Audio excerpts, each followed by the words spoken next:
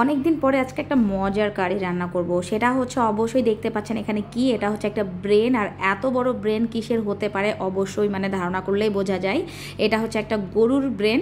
তো ভিডিওটা করতে করতে মাথায় একটা চিন্তা হচ্ছিল আমার, যে হচ্ছে আবার এতটুকুর জন্য ফেসবুক আবার আমাকে ইস্যু না দিয়ে দেয়।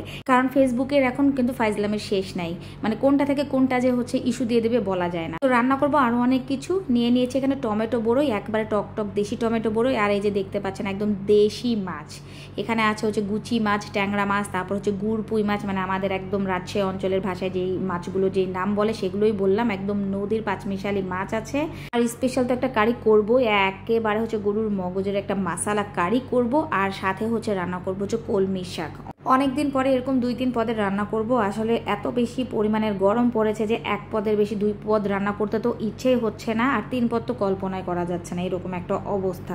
তো কলমি শাক হচ্ছে একেবারে সিদ্ধ দিয়ে দিই প্রথমে। আজকে আমি মেন যেটা রান্না দেখাবো সেটা হচ্ছে এই গরুর ব্রেনের একটা মশলা কারি। আর এটা এত বেশি মজা হয় আমি যেভাবে রান্না করি, তো সেই কারণে হচ্ছে রেসিপিটি দিয়ে দিব। আর গরুর ব্রেনটা আমি কিভাবে পরিষ্কার করি সেটাও একেবারে আমি একদম পারফেক্টভাবে আপনাদেরকে দেখিয়ে দিব। এভাবে কিন্তু একদম সহজেই হচ্ছে পুরো ব্রেনটা পরিষ্কার করা যায়। তো প্রথমে ব্রেনটা একদম গরম পানিতে ধুয়ে ফেললাম, ধুয়ে তাড়াতাড়ি হচ্ছে পানিটা ফেলে দিয়েছি, কারণ পানিটার কালার লাল হলেই কিন্তু হচ্ছে ফেসবুক আমাকে একেবারে লালে লাল করে দিবে, একদম ইস্যু দিয়ে দিবে, এমন একটা ঝামেলা।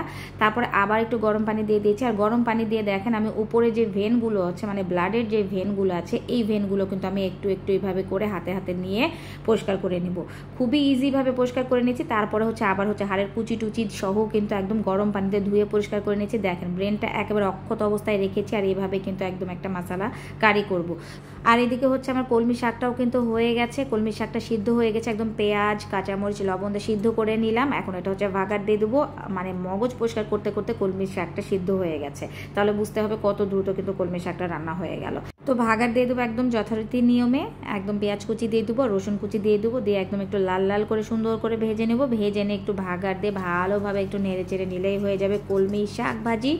আর শাক ভাজির কালারটা দেখেন, কালারটা কিন্তু ওই রকমই আছে। যদিও এটা চাষের কলমি শাক, তারপরেও কিন্তু কলমি শাকটা অনেক বেশি টেস্ট ছিল। কলমি শাকটা যদি আমি আর বেশিক্ষণ একটু ঢেকে সিদ্ধ করতাম তাহলে কিন্তু শাকের কালারটা চেঞ্জ হয়ে যেত, আর একটু ভর্তা ভর্তা হয়ে যেত। ভর্তা ভর্তা শাক আবার একদমই ভালো লাগে না। যদিও এটা চাষের শাক, আমি বললাম চাষের শাক কিন্তু একেবারে ক্রিস্পি করকরে হয় না, তারপরেও দেখেন খুব সুন্দর করে কিন্তু রান্না করে নিয়েছি। ব্যাস শাক তো আমার রান্না হয়ে গেল। এখন আমি মেন পার্টে চলে যাই। আজকে রান্না করব একদম গরুর ব্রেনের একটা মশলা কারি। খুবই দারুণভাবে রান্না করব। আর এইভাবে মশলা কারি রান্না করলে ছোট থেকে বড় সবাই অনেক বেশি পছন্দ করে। হাঁড়ি নিয়ে নিলাম, ভালো করে গরম করে নিয়ে এখানে পরিমাণ মতো তেল দিয়ে দিয়েছি। তেলের পরিমাণটা একটু সামান্য বেশি দিতে হবে, যেহেতু এখানে আমি একটা পুরো গরুর মগজটা রান্না করব, তো সেই জন্য সেই পরিমাণ অনুযায়ী তেল দিয়ে দিলাম। তারপর পেঁয়াজ দিয়ে দিয়েছি। আর পেঁয়াজটা একেবারে কিন্তু বেরেস্তা করে ভেজে নেব। দেখেন কিভাবে বেরেস্তা করে নিয়েছি। বেরেস্তা বলতে গেলে কিন্তু আবার পুরানো যাবে না, এক্ষেত্রে অবশ্যই জালটা কমিয়ে দিয়ে দিয়েছি। যখন পেঁয়াজটা আমার লাল লাল হয়ে এসেছে, তারপর এখন এক একে মশলা ছাড়বো। লবণ দিয়ে দিলাম, লবণ দিয়ে দিয়েছি এই কারণে যে এখানে মশলা ভাজবো। একেবারে আদা বাটা দিয়ে দেবো আর রসুন বাটা দিয়ে দেবো। অবশ্যই পরিমাণে হচ্ছে রসুন বাটাটা একটু বেশি দিয়ে দেবো তুলনামূলক আদা বাটার চাইতে।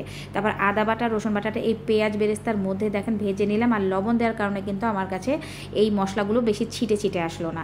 তো যাই হোক, এটা ভাজা হয়ে গেছে। এখন পরিমাণ মতো ঝালের জন্য কাঁচামরিচ দিয়ে দিব। তারপরে এখানে একেবারে পরিমাণ মতো দিয়ে দেবো হচ্ছে গরম পানি। এখন মশলাটা ভালো করে আমি ভুনে নিব, কষাবো।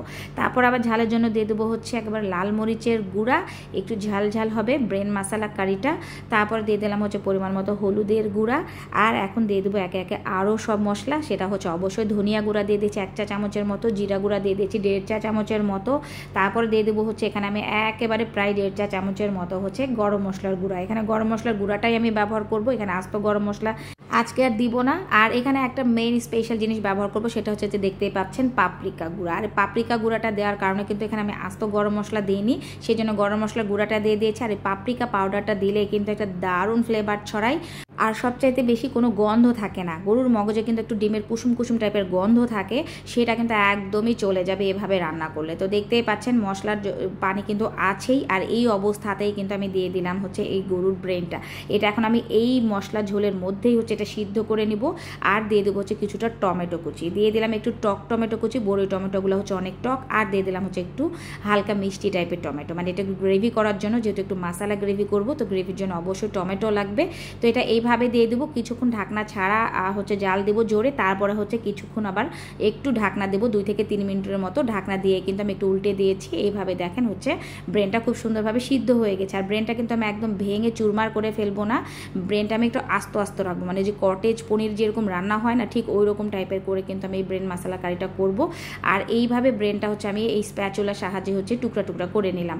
যেহেতু ব্রেনটা সিদ্ধ হয়ে গেছে, দেখেন কি দারুণ একটা কালার ছড়িয়েছে। আর এইদিকে কিন্তু আমার হচ্ছে মাছ রান্না করারও হচ্ছে মশলা টশলা সব কষানো হয়ে গেছে। টমেটো দিয়ে একদম টকটক একটা মাছের চচ্চড়ি করতে যাচ্ছি, তাও আবার একদম হাঁড়িতে একদম লাগা লাগা পোড়া পোড়া করে চচ্চড়িটা করবো। এইভাবেই আমার বেশি ভালো লাগে। তো মাছগুলো সব দিয়ে দিয়েছি, এটাও রান্না হয়ে যাবে কিছুক্ষণের মধ্যে। তো এইভাবে নেড়ে চেড়ে নিয়ে একটু ঝোল দিয়ে দিব, ব্যাস ঝোলটা শুকাতে শুকাতেই কিন্তু আমার মাছ রান্নাটাও হয়ে যাবে।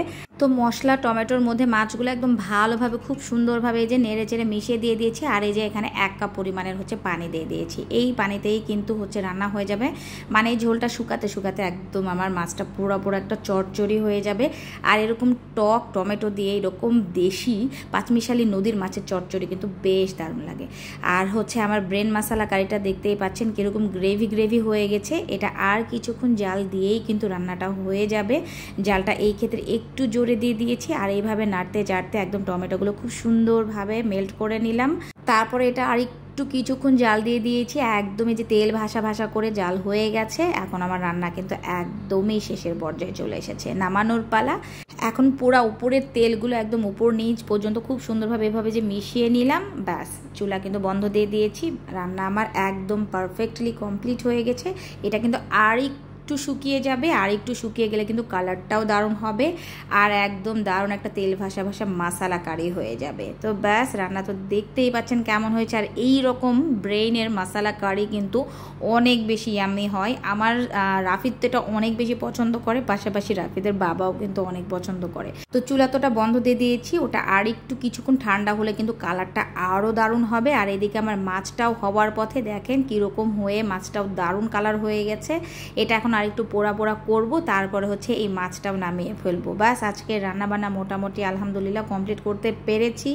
একটা কলমি শাক ভাজি করলাম, কারণ অনেক দিন ধরে হচ্ছে শাকটা খাওয়া হয় না। আর এই গরমের সময় কিন্তু শাকসবজি খাওয়াটা খুবই জরুরি দরকার। তো হচ্ছে শাক রান্না করলাম আর হচ্ছে একটু ব্রেন রান্না করলাম, কারণ ওই ব্রেনটা হচ্ছে নিয়ে এসেছিলো ঈদের মধ্যে। তো সেই রান্না করব করে হচ্ছে রান্না করা হয়নি, অবশেষে রান্না করেছি। আমার বর তো অনেক খুশি হয়েছে, কারণ আমি খাওয়া দাওয়ার পরেই কথা বলি। আর আমার রাফিদ কিন্তু মাশাআল্লাহ সে অনেক পছন্দ করে চেয়ে চেয়ে বলেছে যে আম্মু আমাকে মগজ ভুনাটা দাও, অনেক মজা লেগেছে, সে খেয়েছে। তো সেই কারণে রেসিপিটি আপনাদের সাথে শেয়ার করলাম। আশা করি আপনারাও ওইভাবে রান্না করবেন। আর মাছটা দেখেন একদম হাঁড়ি কিন্তু পুড়িয়ে ফেলেছি, ধার দিয়ে মশলাগুলো পোড়া পোড়া হয়ে গেছে। এখন চুলাটা বন্ধ দিয়ে দেবো। ব্যাস আজকে রান্নাবান্না এতটুকুই ছিল। আমার রান্নাগুলো কেমন লাগে অবশ্যই কমেন্ট করে জানাবেন। যারা এখন নতুন রাঁধুনি আছেন একবার এইভাবে ট্রাই করে রান্নাও করতে পারেন কিন্তু।